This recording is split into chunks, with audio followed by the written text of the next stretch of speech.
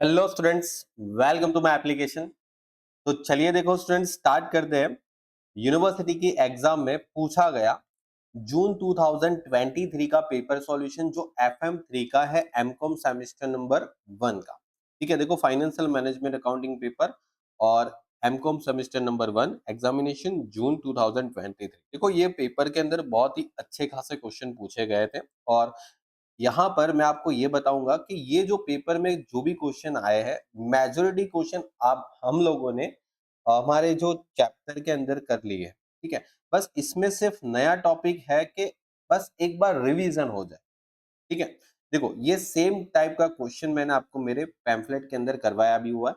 देखो books value जो है, ठीक है, मशीन का कब एज ऑन 1/4/2023, तो 1/4/2023 को उसकी जो बुक वैल्यू थी वो 45 लैक्स थी और आपको यहाँ पर 1/6/2023 पे बोला गया कि मशीनरी हमने परचेस किया था 15 लाख और उसमें 20% सब्सिडीज मिली थी और इंस्टॉलेशन एक्सपेंसेस और ऑक्ट्रॉय फिर कैरेज और फिर अदर एक्सपेंसेस आपके पास अवेलेबल है for this machinery on the same day. आपने 10 लाख का एक लोन भी लिया था 10% रेट ऑफ इंटरेस्ट से और परचेस किया था मशीनरी। वो यूज कब किया था? तो 1/12/2023। अब ये डेट आपके लिए बहुत इंपॉर्टेंट है क्योंकि इस डेट पे आपने मशीनरी यूज करना स्टार्ट किया था और यहां से यूज करना स्टार्ट किया था, तो आप ये सोचो कि इधर से आपने 31 मार्च तक जब यूज किया होगा, ईयर एंड तक, तो 180 दिन आपका कंप्लीट नहीं हुआ होगा। ठीक है, मतलब ये हो गया कि जो मशीन आप खरीद रहे हो उसको आप इस साल यूज कर रहे हो, तो लेकिन 180 दिन यूज नहीं हो रहा है, 180 दिन से कम यूज हो जाए। और जो एक ओल्ड मशीन है जो कि 3 लाख का था, जिसको हमने 2,10,000 में बेच दिया। अब देखो कितने का था वो डजंट मैटर, नो मैटर, उसको आप भूल जाओ, वो मैटर ही नहीं रखता। 2,10,000 का आपके पास जो मशीन था, ठीक है, सॉरी 3 लाख का जो मशीन था वो 2,10,000 में बेच दिया। तो बेचा कितने में वो मैटर रखता है। और जब बेचा था उस तारीख पे, उसकी तारीख भी देखो इंपॉर्टेंट नहीं रखती कि कौन सी तारीख पे बेचा, बस आपका जो बेचा ना, जिस साल आपने बेचा वो आपका 2023-24 का साल होना चाहिए बस। मतलब आपका प्रीवियस ईयर होना चाहिए, बस आपने प्रीवियस ईयर में बेचा हुआ होना चाहिए, दैट्स इट। आपने कब बेचा, साल के एंड में बेचा, साल के मिड में बेचा, साल के एंड में बेचा, स्टार्टिंग में बेचा, कोई फर्क नहीं पड़ता। 10,000 का खर्चा भी किया था, मतलब ये हो गया कि ये जो खर्चा आपने किया था वो यहाँ से आप लेस करके आप ये बता सकते हो कि हाँ मुझे जो नेट पैसा मिला था बेचने के बाद वो 2 लाख मिला। और इनकम टैक्स के हिसाब से जो अप्रूव डेप्रिसिएशन का रेट था मशीनरी का वो था 20%। और फाइंड आउट करना है आपको डेप्रिसिएशन का जो अप्रूव्ड रेट है 20%, उसके हिसाब से जितना आपको डेप्रिसिएशन पीएनएल अकाउंट में डेबिट कर सकते हो as per the income tax, वो आपको लिखना है। चलिए देखते हैं कि क्या करना है। सबसे पहले तो आप यहाँ पर ओपनिंग बैलेंस लिख दो। ओपनिंग बैलेंस कितना है? ओपनिंग बैलेंस तो बोले sir 45 lakhs. 45 lakhs is your opening balance, मतलब एज ऑन 1 अप्रैल 23। अब आपने ड्यूरिंग द ईयर जो भी परचेस किया था, जो भी परचेस किया था उसको आप लिखो। जितने भी एसेट आपने during the year same head में परचेस किया था, तो देखो आपने 15 लाख का एक मशीन परचेस किया था, तो यहाँ पर लिखेंगे कॉस्ट ऑफ मशीन, वो था 15 लाख, लेकिन उसमें आपको 20% कुछ सब्सिडीज मिली थी। ओके, देखो सब्सिडीज जो है ना वो लेस करनी है, 20% ही था ना, हाँ सब्सिडीज मिली थी वो लेस कर देनी 20%।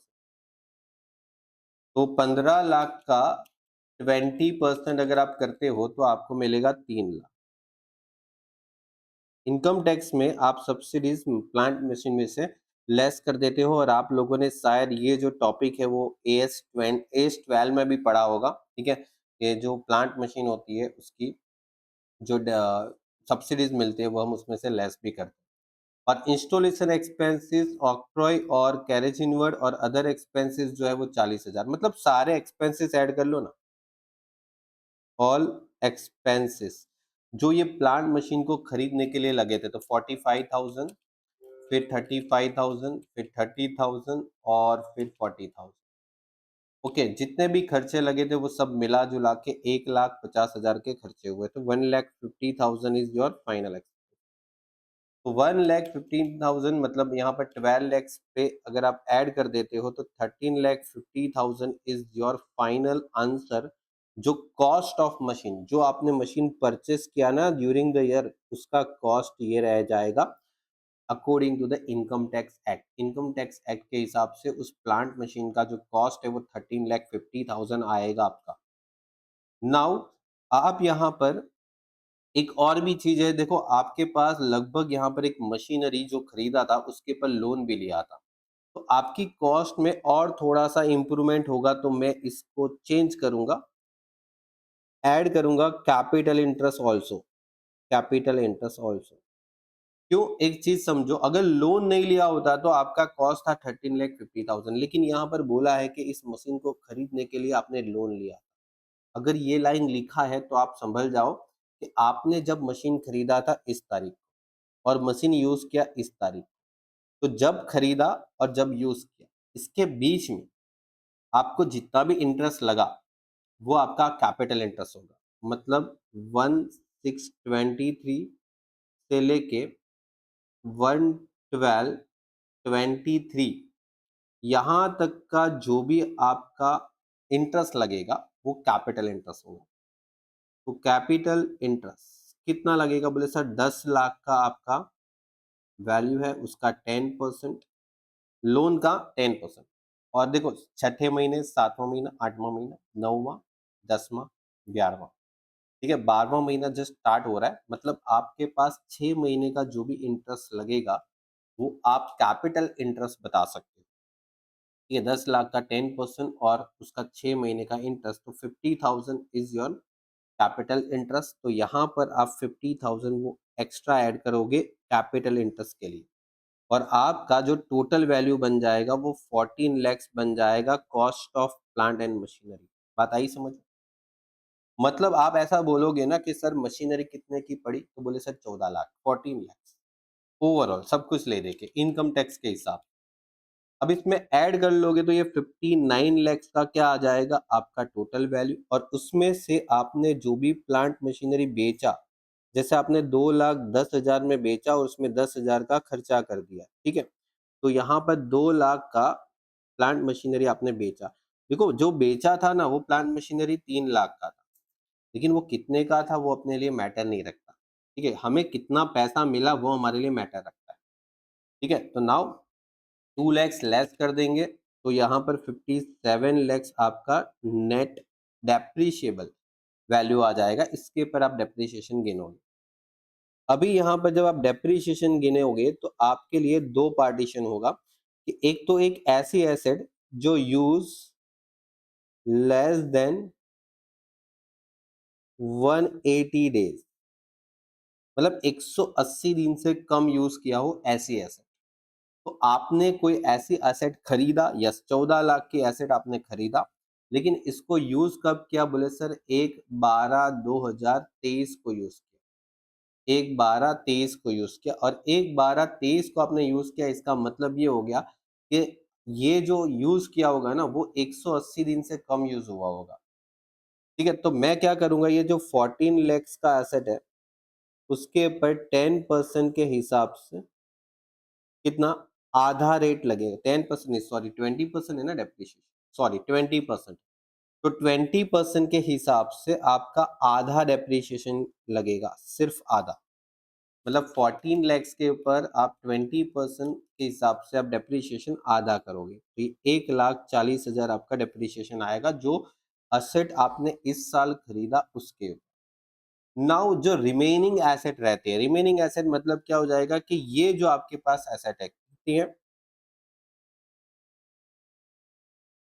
रिमेनिंग एसेट, जैसे आपके पास 57 लाख की एसेट थी, उसमें से 14 लाख की एसेट का तो डेप्रीशिएशन आपने गिन लिया। ठीक है, तो जो बाकी बची एसेट है उसके ऊपर तो आप पूरा 20% डेप्रीशिएशन गिनोगे। मतलब 57 लैक्स में से 14 लैक्स माइनस कर दोगे तो बाकी बचा उसके ऊपर 20%, मतलब 8,60,000 is your total depreciation. Now 1,40,000 और ये आ जाएगा टोटल 10 लाख आपका डेप्रीशिएशन, और ये आप माइनस करोगे तो 47 लैक्स आपका क्लोजिंग बैलेंस आ जाएगा, जो नेक्स्ट ईयर के लिए ओपनिंग बन जाएगा, बैलेंस कैरी डाउन। ओके, तो इनकम टैक्स के हिसाब से आपका जो डेप्रीशिएशन अलाउेबल है वो ये रहा। ठीक है, तो अलाउड डेप्रीशिएशन, ओके, कितना रहेगा आपका डेप्रीशिएशन, कितना अलाउड रहेगा, वो 10 लैक्स रहेगा। मतलब इनकम टैक्स के हिसाब से आप 10 लैक्स रुपीस का डेप्रीशिएशन पीएनएल में डेबिट कर सकते हो, इससे ज्यादा नहीं करना। ठीक है, अगर इससे ज्यादा डेप्रीशिएशन आपने किया है तो आपको क्या करना पड़ेगा, बाकी का जो डेप्रीशिएशन है वो इनएडमिसिबल करना पड़ेगा, जो आप नेट प्रॉफिट में ऐड कर देते। ठीक है, तो ये आपका क्वेश्चन यहाँ पर फिनिश हो जाता है। ओके, चलिए तो मिलते हैं आगे के क्वेश्चन के लिए। चलिए आगे बढ़े। आगे का जो क्वेश्चन है यहाँ पर total taxation, total taxable income निकालना है, और वो भी फॉर द असेसमेंट ईयर 2024-25 के लिए। देखो बहुत सिंपल सा क्वेश्चन है, और अच्छा खासा एक दो टॉपिक यहाँ पर नया भी ऐड किया है जो आपके लिए समझना बहुत जरूरी है। वैसे ये जो टॉपिक है उसको मैंने आपको हर एक टॉपिक की जो थियरी है वो एकदम डिटेल में समझाई है कि एग्जैक्टली क्या होता है क्या नहीं होता है। ठीक है, यहाँ पर आपको निकालना है टोटल टैक्सेबल इनकम, और आप असेसमेंट ईयर 2024-25 लिख दोगे, और प्रीवियस ईयर 2023-24, और यहाँ पर मिस्टर जो भी नाम है, ठीक है, क्या है, जी नहीं, उसका नाम लिख दोगे, और आप एक अच्छा सा एक 2 लाइन का पूरा बॉक्स बना दोगे, इनर कॉलम और आउटर कॉलम। ठीक है, देखो ये सब फॉर्मेलिटी है, ठीक है, आप इसको आप जज कर सकते हो, इसमें कोई प्रॉब्लम नहीं है। अब देखो यहाँ पर सारी चीजें पढ़ लो कि आपके पास क्या है, इंटरेस्ट ऑन 8% गवर्नमेंट लोन, ये कि लेकिन ये क्या है, इनकम है, तो ये तो प्लस में आया, इनकम है। यहाँ पर लॉस है, और ये हाउस प्रॉपर्टी का लॉस है, तो ये माइनस में। फिर टैक्सेबल प्रॉफिट है, तो ये टेक्सटाइल बिजनेस का प्रॉफिट है, मतलब ये बिजनेस गेन हो गया। ये लॉस है स्पेक्युलेटिव बिजनेस का, माइनस। ये अनएक्सप्लेन इनकम है, अनएक्सप्लेन इनकम मतलब समझो आपके घर पे रेड पड़ी, और आपके घर पे ऐसे कुछ इनकम, ऐसी कुछ प्रॉपर्टीज पकड़ी गई जो आपने इनकम टैक्स में बुक्स ऑफ अकाउंट्स में एक्सप्लेन नहीं किया था, या तो उन्होंने आपको पूछा, आपने खुद एक्सप्लेन नहीं किया कि भाई ये क्या है, ठीक है, कौन सा पैसा है, कहाँ से आया, कौन सी प्रॉपर्टी है, कहाँ से आई, कब खरीदी, ये सब आपने एक्सप्लेन नहीं किया, तो ये ब्लैक इनकम हो जाती है ना, तो मतलब इसके ऊपर अनएक्सप्लेन इनकम वाला चार्जेस लग जाता है, तो ये आपकी सीधी सीधी इनकम मानी जाएगी। और ध्यान रखना, इस इनकम में से कोई भी लॉसेस माइनस नहीं होगा, इस इनकम में से कोई भी प्रकार का लॉसेस माइनस नहीं होगा, बिकॉज अनएक्सप्लेन इनकम में से आप कुछ भी लॉसेस वगैरह सेटअप नहीं कर सकते, ये मैंने आपको बताया था। ठीक है, interest on Gujarat state development bond, ये आपका अदर इनकम हो गया, इंटरेस्ट ये, ठीक है, तो इनकम ही होगा। मतलब यहाँ पर दो लॉस है, एक लॉस है स्पेकुलेशन बिजनेस का लॉस। अब ये आपको पता है कि स्पेकुलेशन बिजनेस का लॉस सेटअप करने के लिए स्पेकुलेशन बिजनेस की ही इनकम चाहिए, जो कि नहीं है। भूल जाओ इस लॉस को, आप सेटअप करोगे नेक्स्ट ईयर, नेक्स्ट ईयर आप उसको कैरी फॉरवर्ड कर लो, तो मतलब सीधा ये कैरी फॉरवर्ड ही हो जाएगा। क्यों? क्योंकि इस साल और कोई इनकम है नहीं है। उसके बाद आपके पास हाउस प्रॉपर्टी, तो देखो आपको मैंने बोला था कि हाउस प्रॉपर्टी का इनकम जो होता है ना, ठीक है, और हाउस प्रॉपर्टी का जो लॉस होता है पहले वो सेटअप होता है। यहाँ पर हाउस प्रॉपर्टी का एक ही लॉस है, तो हाउस प्रॉपर्टी का लॉस आप सेटअप करोगे, तो हाउस प्रॉपर्टी का लॉस आप कभी भी किसी भी और इनकम के सामने सेटअप कर सकते हो अप टू 2 लैक्स।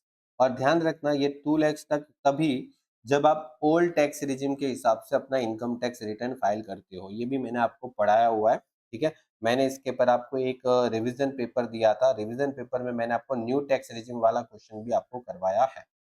ठीक है, चलिए, देखो मैं मानता हूं कि यूनिवर्सिटी शायद न्यू टैक्स रिजिम पूछने का चांसेस 5% ही है, क्योंकि मैंने बोला ना कि यूनिवर्सिटी हमेशा जो पुराने पुराने घिसे पीटे क्वेश्चन को ही पूछे जाते हैं। ठीक है, कभी कोई नया अकल कोई अभी लगाता नहीं। एक होता था एक ज़माना जब 2019 से पहले-पहले आप पेपर देखोगे तो जो सर पेपर निकालते थे वो एकदम अच्छे खासे निकलते थे। एवरी पेपर के अंदर आपको कहीं न कहीं कुछ न कुछ नया मिलता था, कुछ कॉन्सेप्ट नए मिलते थे। लेकिन अभी 2019-20 के बाद क्या हो रहा है कि ऑलमोस्ट सेम पेपर पूछ रहे हैं, ठीक है? शायद कोई अच्छा प्रोफ़ेसर पेपर सेट करता है तो वो शायद चेंज करता है, अदरवाइज़ तो ऐसा है ना कि एक ही घिसे-पीटे क्वेश्चन को अभी तक वो लोग चला रहे हैं। चलिए देखो सबसे पहले की अगर मैं बात करूँ तो हाउस प्रॉपर्टी का लॉस। तो यहाँ पर हाउस प्रॉपर्टी इनकम में आपके पास हाउस प्रॉपर्टी लॉस था। और आपको पता है हाउस प्रॉपर्टी लॉस आप कोई भी इनकम से कितना भी 2 लाख तक सेट ऑफ कर सकते हो, कोई इतना इश्यू नहीं है, ठीक है? तो ये तो आपका हो गया काम खत्म। फिर उसके बाद है interest on 8% government loan. Okay और देखो बिज़नेस आ जाता है तो यहाँ पर पहले बिज़नेस ले लेते हैं। बिज़नेस इनकम और आपके पास एक बिज़नेस इनकम है जिसमें बोला गया है कि profit from textile business. Profit from textile business कितना प्रॉफिट है? 2 लाख सॉरी 3,12,000 3,12,000 और देखो स्पेक्युलेशन बिज़नेस का लॉस जो है ना वो सेट ऑफ नहीं होगा, उसको कैरी फॉरवर्ड कर लेंगे। तो speculation business loss carry forward for next year कितना कैरी फॉरवर्ड करेंगे बेटा? तो कैरी फॉरवर्ड करेंगे 2,30,000 ठीक है? क्योंकि इस साल देखो और कोई स्पेक्युलेशन बिज़नेस का लॉस सेटअप करने के लिए इस साल क्या होना चाहिए? उसका इनकम होना चाहिए। तो स्पेक्युलेशन बिज़नेस का इनकम तो है ही नहीं, ठीक है? चलिए, उसके बाद अभी आप देखोगे तो आपके पास है अदर इनकम, अदर इनकम और अदर इनकम में आपके पास एक तो है 8% गवर्नमेंट कुछ था ना, 8% government loan interest, 8% government loan का इंटरेस्ट कितना है? 12,800 है, ओके? 12,000 सॉरी 12,600 है, 800 नहीं, 600, 600, 600 ओके। नाउ आपके पास अभी और क्या है? देखो ये तो हो गया, ये भी हो गया, ये भी हो गया। अनएक्सप्लेन इनकम 8,38,000 8,38,000 अनएक्सप्लेन इनकम और एक लास्ट में है आपके पास स्टेट गवर्नमेंट का जो डेवलपमेंट बॉन्ड है उसका इंटरेस्ट मिला 28,000 इंटरेस्ट ऑन गवर्नमेंट बॉन्ड, ठीक है? ये हो गया आपका काम खत्म। तो 12,600 8,38,000 और 28,000 ये मिला के 8,78,600 हो जाएगा और देखो ये 18,000 तो इसमें सेटअप हो जाएगा, ठीक है? पूरे पूरा तो 3,12,000 में से 18,000 आप सेटअप कर सकते हो और हो सके तो आप 8,78,600 को जब आप टोटल करोगे तो आपका टोटल आंसर आने वाला है 11,72,600 ये इसकी टोटल इनकम हो जाएगी, टोटल इनकम। ठीक है? देखो आप सेपरेटली भी दिखा सकते हो कि आपने ये जो इनकम है वो इसके सामने सेट ऑफ किया है, ऐसा दिखा भी सकते हो। लेकिन देखो ज़रूरी नहीं है नहीं भी दिखाओगे क्योंकि ये जो एक इनकम ऐसी है ना कि आप किसी भी इनकम के सामने सेट ऑफ कर सकते हो अप टू द 2 लैक्स, ठीक है? लेकिन ध्यान रखने वाली बात ये है कि आपकी ये जो इनकम है, वो कहीं न कहीं इस इनकम में से सेट हो सकती है, इस इनकम में से सेट हो सकती है और इस इनकम में से सेट हो सकती है, ठीक है? इसमें से कोई भी लॉसेस सेट ऑफ नहीं हो सकता, तो उस बात का ध्यान रखना पड़ेगा कि आपका लॉस अगर दूसरी जगह पर इतना है कि जो सेट ऑफ होते-होते इसको भी कम कर दे, ऐसा नहीं बनना चाहिए, ठीक है? क्योंकि जो अनएक्सप्लेन इनकम है ना, उसमें से आप कोई भी लॉसेस वगैरह जो है वो सेट ऑफ नहीं कर सकते, ठीक है? अनएक्सप्लेन इनकम है और एक हो जाता है आपका जो बैटिंग गैम्बलिंग का जो इनकम होता है ना उसमें से भी आप कोई भी प्रकार का लॉसेस सेटअप नहीं करोगे। चलिए, तो ये आपका क्वेश्चन कंप्लीट हो जाता है। मिलते हैं नेक्स्ट लेक्चर में। गुड बाय और टेक केयर।